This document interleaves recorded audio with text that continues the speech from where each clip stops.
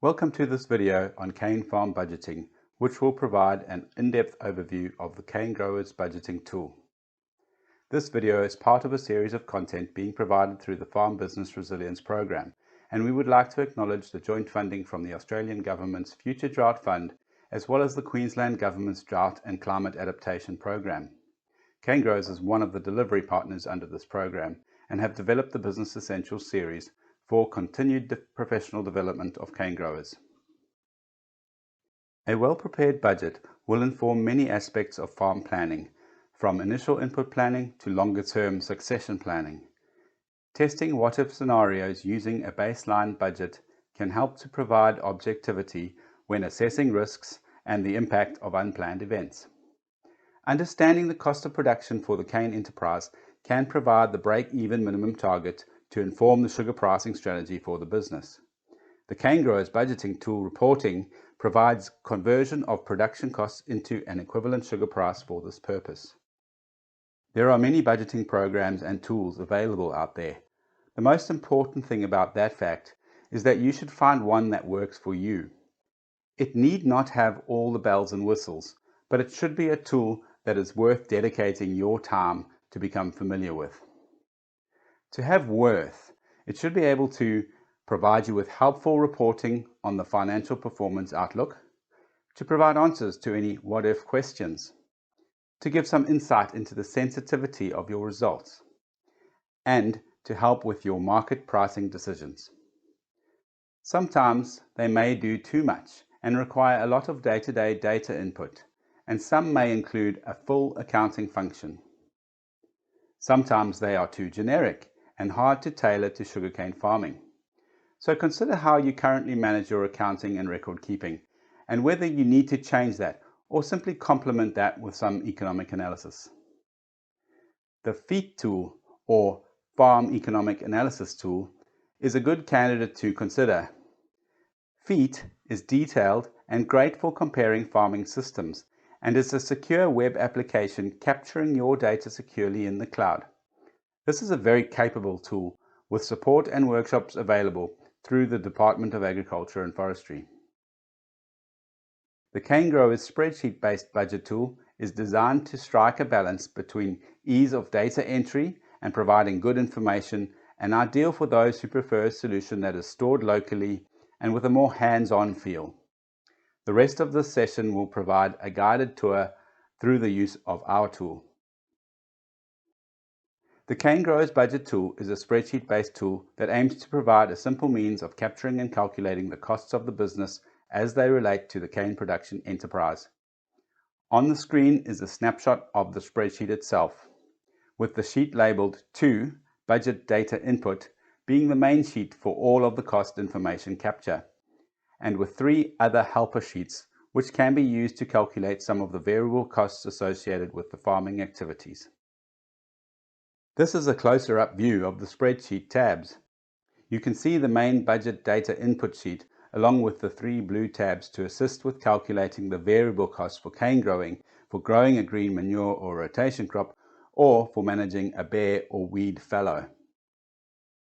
This is worksheet 2, the budget data input sheet, where most of the time is spent when capturing the budget information. The image is a snapshot of the entire input section of the sheet, and we'll use this as an indicator of where we are in the sheet as we progress. What we enter into this part of the workbook will drive most of the budget model results. Worksheet 2 is divided into multiple components.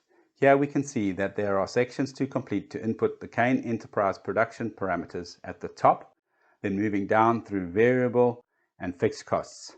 Below that, there is a loans calculation table, followed by entry of capital and owner's costs.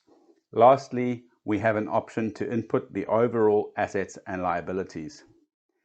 This data allows a comprehensive analysis of the cane business to support a range of strategic planning activities. So let's begin.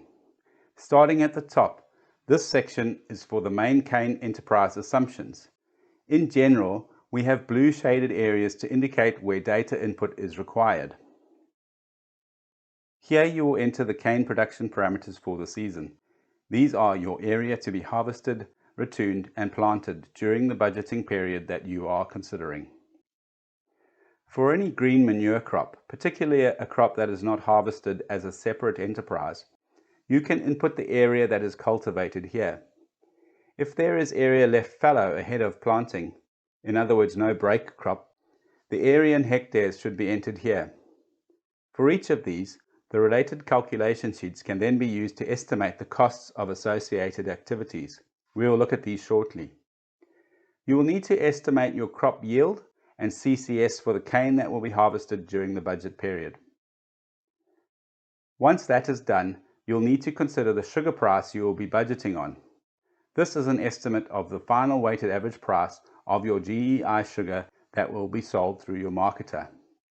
You can either use our calculation sheet for this, which is on worksheet 7, or you can enter your own amount that you've estimated. To do this, you can toggle the option through the drop-down selection menu indicated here.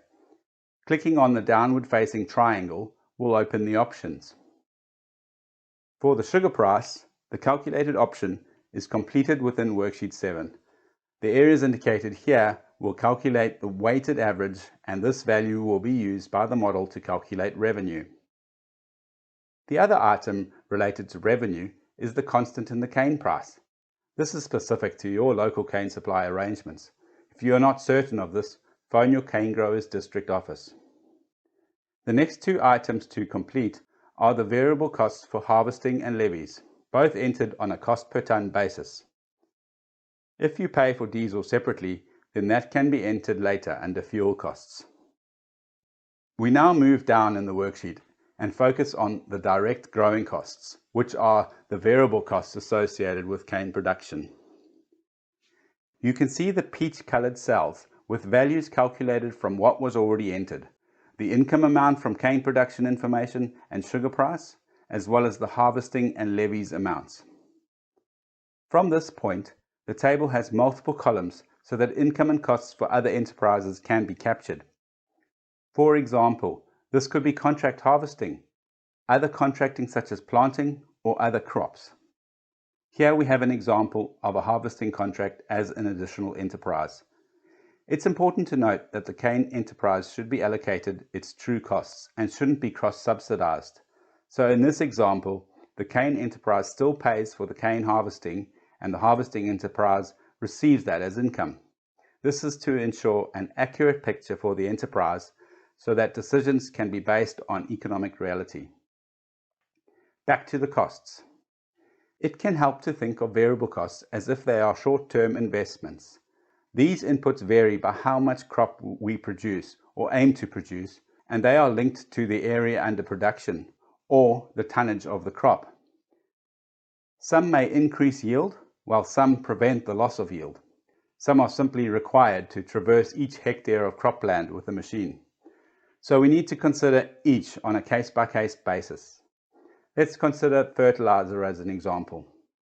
For each kilogram of a fertilizer nutrient or blend of nutrients that we apply, we would expect a yield response. Initially, the response is pretty steep, so we see a big boost as we begin to apply fertilizer. But as we add more and more, eventually the crop yield response is slower. We get less additional yield for each unit of fertilizer applied. The input of fertilizer has a monetary value, and so does the crop output. Hence, we need to consider in dollar terms and compare the cost of the additional unit of input to the value of the extra yield obtained.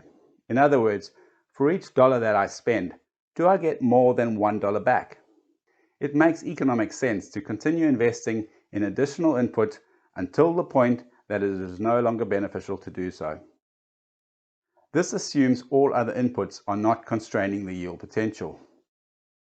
If there is another constraint that is not controlled, for example rainfall, and it is expected to affect the crop yield, then this should be considered and adjustments made. Going back to the costs again, the calculated options in this section are linked to specific calculation sheets which help to quantify the cost for the farm.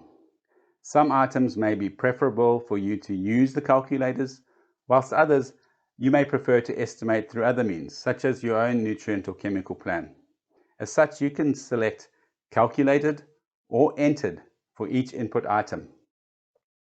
It is important to note that if you select entered, then you should also factor in the costs associated with green manure or fallow in your own calculations for those items. Let's take a look at the calculators briefly. These are found in the 3 blue tabs as indicated. The tabs allow for calculation of inputs by building a list of inputs for each activity and then estimating prices and quantities for each. This can be done for cane growing, for green manure, and for fallow operations. This is an example of the build-up of fertilizer costs for sugarcane production. There are rows to include different fertilizer products, which are then costed out by indicating the application rate and the price per unit. The number of applications can also be adjusted.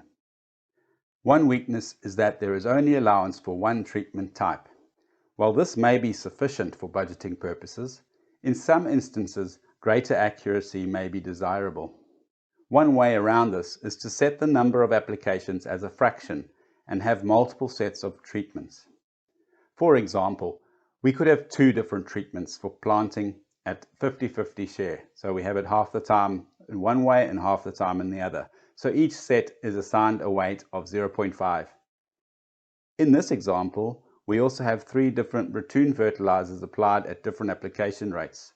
The weighting used here indicate that each option is applied at about 50%, 30% and 20% of the time respectively.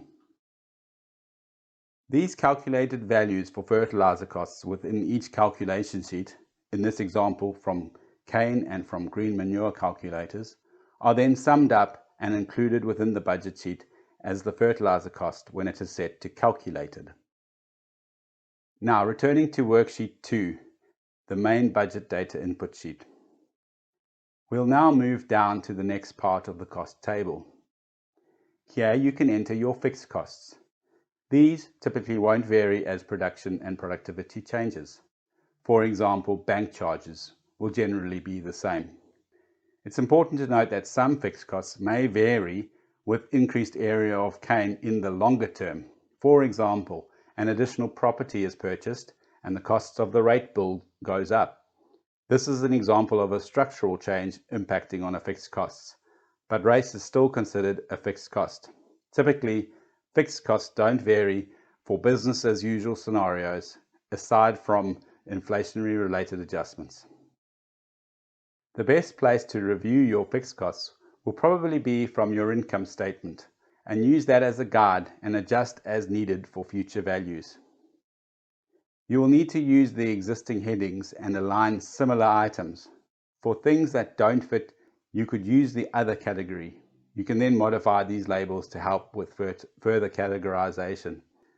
When working from a past income statement, be sure not to duplicate anything already included as a variable cost. Another thing to consider is how fixed costs are allocated between enterprises, because by nature they are not necessarily directly linked to any specific cropping activity, and so should be considered on a case-by-case basis and split between enterprises as makes the most sense. This could be by a proportion of total revenue of the enterprise, or proportion of area cultivated, or another approach that suits the case.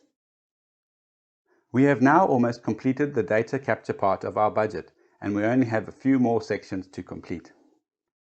The next section relates to loans. In this table, we have a few options for the interest cost of any loans to be calculated. The first 3 options are loans that are paid as an amortization calculation. Essentially, an amortized loan is a common form of loan where there is a set payment period and the same payment is made each month, unless there is a change to the interest rate. The amount going to interest and the amount going towards the principal will vary over the course of the loan term or period. For that reason, it's best to ensure you indicate the correct current year of the loan. Interest will be much higher in the early years. The slightly darker blue cells indicate that the cells contain formulas but can still be edited. The next option is for a simple loan with an annual interest percent charged. Then we have 2 rows without any formulas, that can be used to input pre-calculated values or craft your own calculation. The next rows are for calculating vehicle finance loans.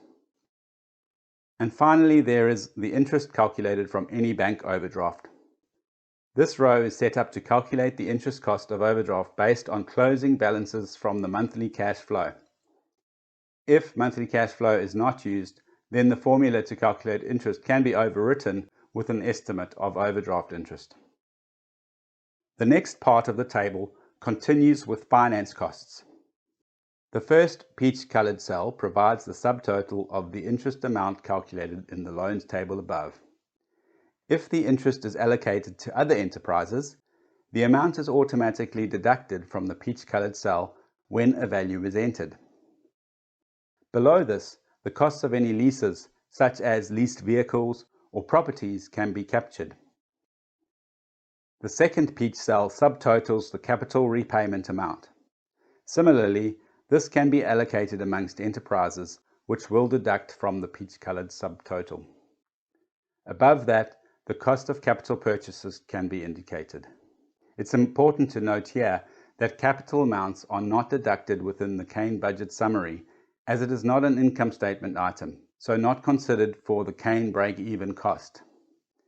These are, however, included in the monthly cash flow statement.